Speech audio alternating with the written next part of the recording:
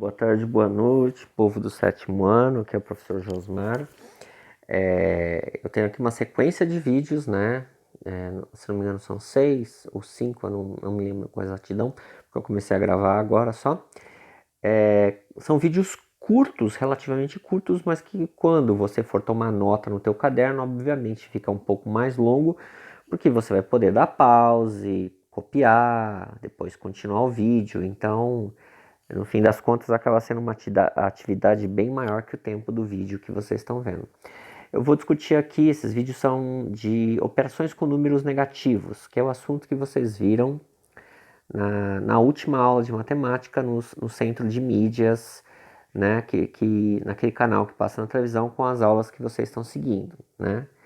Vou começar com a definição e representação de número negativo, que foi uma coisa que já foi discutida lá, mas não custa retomar, né, de forma a ficar mais clara, mas eu vou retomar de um jeito diferente, fazendo associação com a reta real, de modo que isso talvez diminua as dúvidas, caso alguém ainda tenha dúvidas, além de que colabora com a ideia da definição e construção da reta real, que é outro assunto que a gente também vai abarcar, né?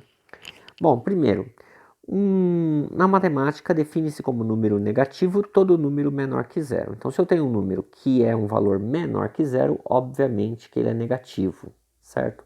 Menos 1, menos 2, menos 3, menos 4, qualquer exemplo desse é um número negativo. Deixa eu só fazer uma correçãozinha. Quando você for copiar isso no seu caderninho, né, porque você precisa copiar isso no seu caderninho para ter matéria lá no seu caderninho, não esquece de pôr uma vírgulazinha aqui, que eu esqueci de colocar a vírgula ali, tá?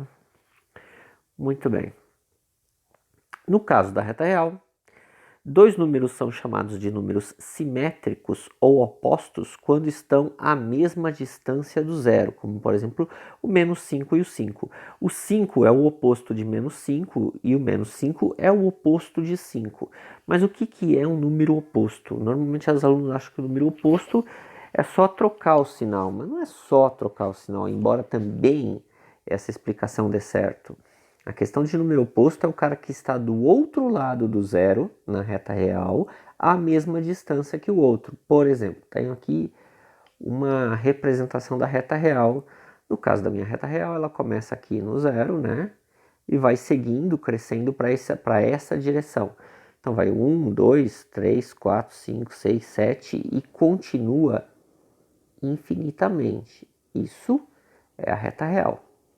No caso do 5 e o menos 5, eu estou vendo que o 5 tem uma distância, que eu vou chamar de distância D, uma distância que eu não sei, né? Que vai do 5 até o 0. E essa distância eu estou vendo que são 5 unidades, ou seja, tem 5 números inteiros entre o 5 e o 0.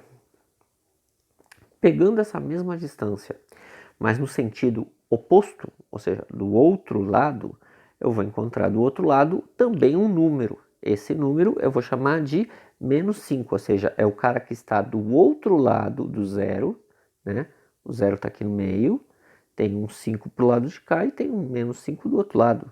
Cada um do seu lado, um oposto ao outro. Mas existem outros números que também têm seus opostos. Por exemplo, o 4. Né? O 4, ó.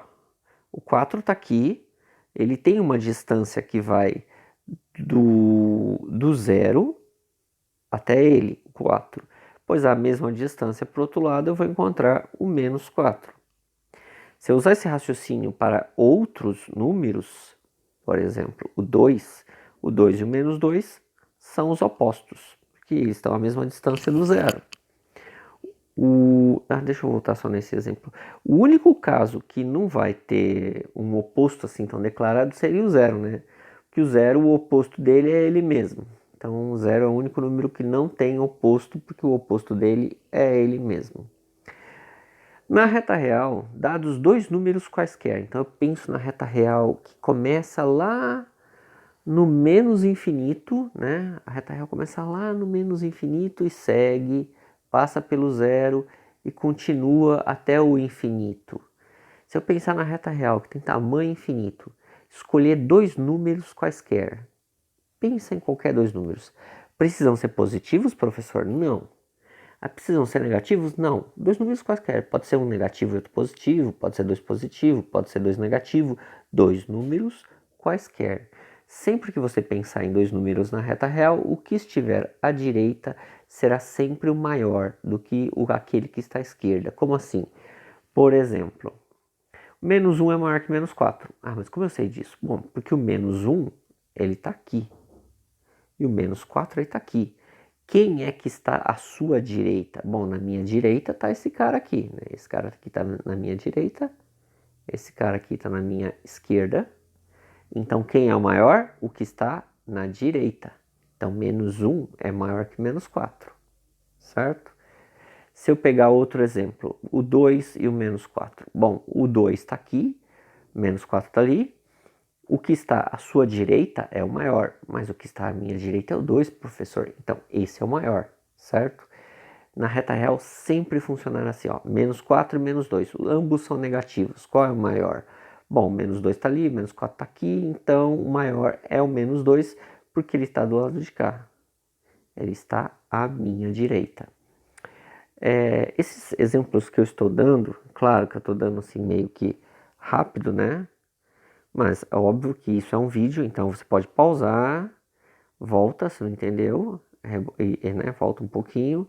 E também você vai pausando e voltando para poder copiar no seu caderno também, tá? Ok. Outro exemplo. Menos 2 e 1. Menos 2 está aqui em vermelho. O 1 positivo está ali em azul. Quem está à direita? 1. Portanto, o 1 é maior que o menos 2. Certo?